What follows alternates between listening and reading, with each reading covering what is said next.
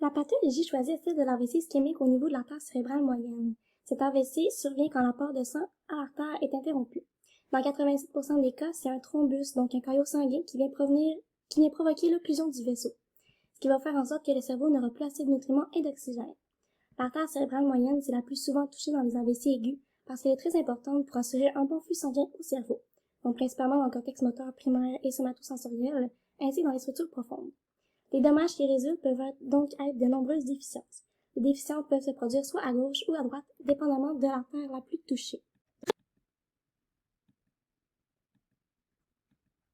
Parlons maintenant des structures impliquées.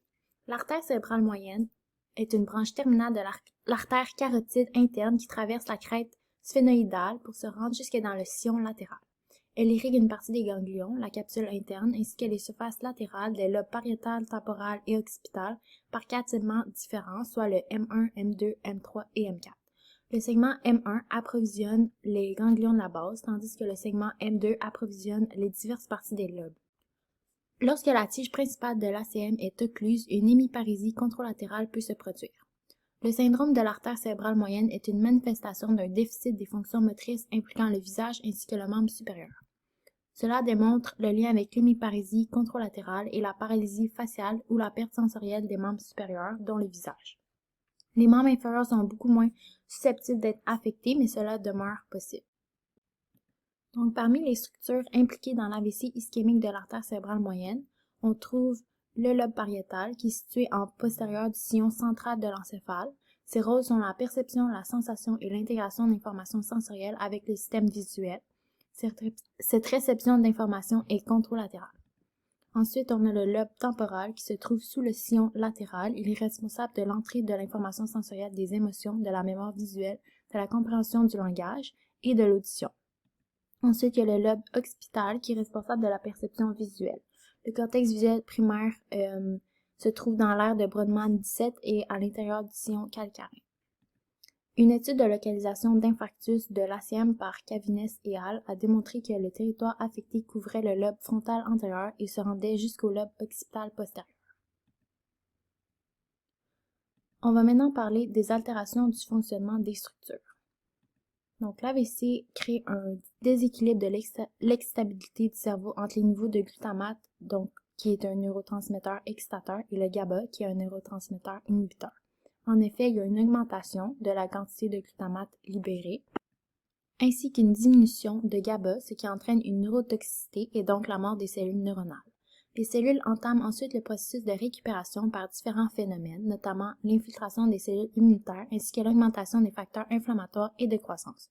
Ensuite, l'évolution de l'AVC dépend de l'ampleur de la privation d'apport sanguin, la durée du dérèglement et les régions du cerveau impliquées. Un malfonctionnement de l'artère cérébrale moyenne engendre alors des déficits au niveau des différentes structures qu'elle irrigue. En cas d'AVC, les branches supérieures et antérieures de l'artère cérébrale moyenne, ce sont les lobes pariétal et temporal gauche qui sont touchés. Les fibres nerveuses qui se rendent jusqu'au lobe occipital sont aussi susceptibles d'être affectées. De cela s'explique l'impact sur le champ visuel droit, l'aire de Weckner, et les capacités sensorimotrices contralatérales des membres supérieurs et de la tête. Une occlusion de la branche postérieure et inférieure de l'artère cérébrale moyenne droite entraîne des conséquences motrices et sensorielles du visage et du bras du côté gauche, ainsi qu'une ablation du champ visuel gauche en raison du lobe pariétal qui prend la charge des fonctions visio-spatiales. Une atteinte de la partie de l'artère irriguant le lobe pariétal peut entraîner plusieurs conséquences, dont la plus importante correspond à un déficit hémisensoriel. Il peut aussi y avoir une négligence sensorielle du côté contralatéral du corps, soit un phénomène d'extinction. Une atteinte de l'artère cérébrale moyenne affectant le lobe temporal peut provoquer des symptômes variés. Si les deux côtés de l'hippocampe se retrouvent affectés, il peut y avoir une altération de la mémoire. Un autre impact direct d'une lésion de l'artère affectant le lobe temporal est une aphasie sensorielle, soit une perturbation de la compréhension de l'hémisphère dominant. Quant à l'hémisphère non dominant du langage, c'est l'orientation spatiale qui se retrouve dérangée. Des conséquences plus graves peuvent même affecter la vision. Une lésion de l'ACM ayant un impact sur le lobe occipital peut engendrer un déficit du champ visuel contralatéral, des hallucinations visuelles, une vision grise, de l'anosognosie. Également, l'agnosie visuelle, soit une incapacité de reconnaître des couleurs ou des formes, est aussi une conséquence possible pour un déficit du lobe occipital. Similairement à l'impact sur l'artère cérébrale moyenne, si l'hémisphère gauche, soit le dominant chez la plupart des gens, est affecté, il peut se produire une confusion du côté du corps, une acalculie, soit une incapacité à faire de l'arithmétique, une agnosie des doigts, qui est la perte de la capacité à reconnaître ses doigts, une agraphie, qui est l'incapacité à bien écrire, ou encore une astéréognosie, soit une perte de la faculté de reconnaître des objets par le toucher. Si c'est plutôt l'hémisphère non dominant, souvent le droit, qui est victime d'une lésion, une anosognosie, soit une incapacité d'une personne atteinte d'une pathologie d'avoir conscience de celle-ci, peut être provoquée. Pour ce qui est de la fonction motrice, le côté opposé à la lésion peut se voir impacté par une perte de coordination des mouvements, des mains et des pieds. Dans le pire des cas, soit une lésion plus profonde, la personne affectée peut être victime d'une cadrantanopsie inférieure contralatérale homonyme, soit une absence de vision du un quart du champ visuel, une hémianopsie, qui est une perte de la vue d'un œil ne voyant que la moitié du champ, ou une négligence visuelle de l'hémichamp contralatéral. Donc, un AVC, ça entraîne quoi? Ça entraîne une hémiparésie du côté opposé à la lésion, perte des sensations au niveau du visage et des membres supérieurs ainsi qu'une paralysie faciale. En raison de cette atteinte, il y aura présence d'une aphasie, d'une négligence de l'hémisphère, c'est-à-dire l'oubli d'une partie de l'espace entourant la zone atteinte, et puisque la motricité volontaire du visage est limitée, il y aura l'apparition d'une dysarthrie, c'est-à-dire la difficulté à utiliser les muscles pour la phonation. D'une manière plus précise, l'atteinte à l'hémisphère droit entraîne une hémiparésie gauche, une faiblesse faciale, des déficits visuospatiaux, un comportement plus téméraire et il y aura également une atteinte à la mémoire.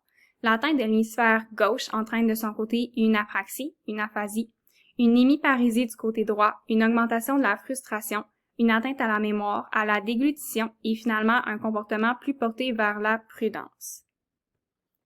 D'une manière plus secondaire, un AVC ischémique à l'artère cérébrale moyenne peut mener à des infections urinaires, une pneumonie, une dépression, à la démence, à l'épilepsie, à des troubles cognitifs, c'est-à-dire des problèmes d'attention, de mémoire, de concentration et plein d'autres conséquences. Tous ces facteurs-là, ils vont compliquer directement les occupations des gens. Par exemple, un état d'émotion négatif pourrait réduire la motivation qu'une personne effectue certaines tâches. De plus, les troubles cognitifs pourraient aussi affecter la parole, donc les interactions sociales, la communication, l'alimentation. Les troubles d'équilibre pourraient affecter, eux, la mobilité, donc la marche, les transferts, l'hygiène, l'habillage, les sports. Puis ça pourrait augmenter aussi le risque de chute et de blessures des victimes d'AVC. D'autres exemples comme l'entretien ménager, les activités de plein air, la conduite automobile, le travail, les loisirs, l'hygiène en général peuvent être affectés à la suite d'un AVC. Le but lors du traitement de l'AVC est de conserver un maximum de tissu et donc de limiter les dommages au cerveau. Cela peut être fait par l'utilisation d'un médicament, le plasminogène, TPA, qui est utile afin de détruire le caillot sanguin causant l'ischémie et donc rétablir l'afflux nerveux sanguin au cerveau. Cette intervention doit être faite de 3 à 4 heures et demie suivant l'AVC. Et il faut également donner 10% de la dose totale dans les 60 premières minutes suivant l'infarctus cérébral. Une intervention chirurgicale est parfois nécessaire pour détruire le caillot ou afin de réduire la pression ressentie par le cerveau, par exemple la thrombectomie mécanique qui permet un traitement jusqu'à 24 heures après l'accident cardiovasculaire. La thrombectomie implique des dispositifs mécaniques qui sont insérés par des cathéters via l'artère fémorale dans le corps afin de se rendre jusqu'à l'artère affectée. De plus, certains autres traitements médicaux ont montré une efficacité post-AVC, notamment l'utilisation de l'aspirine qui apporte un bénéfice modeste mais significatif lorsqu'elle est débutée dans les 48 heures suivant l'infarctus cérébral.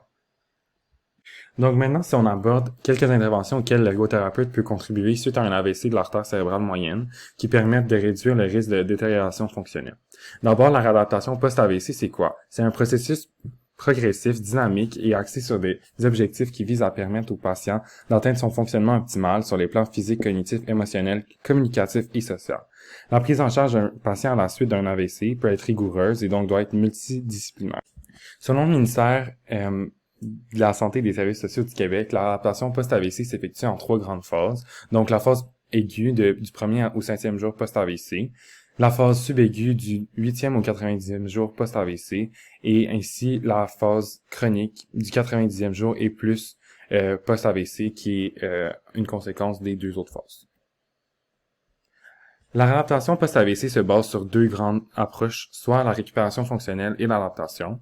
Les modalités peuvent être la stimulation sensorielle, l'entraînement, l'endurance musculaire, la stimulation électrique fonctionnelle et l'imagerie mentale. La durée et la fréquence sont regroupées comme étant l'intensité et représentent un facteur très important dans la prédiction de la récupération fonctionnelle.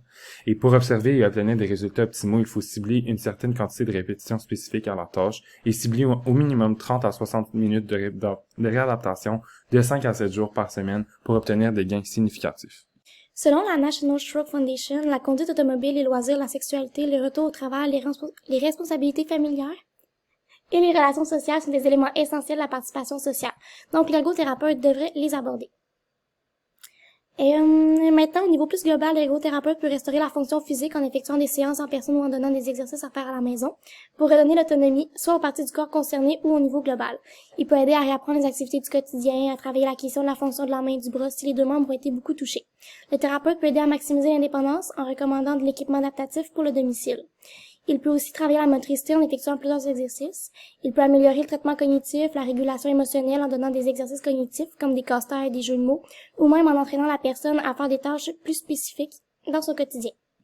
Donc en résumé, c'est environ 50 000 Canadiens qui vont subir un AVC chaque année. Au début des années 2000, ça représentait environ un coût de 3,6 milliards de dollars.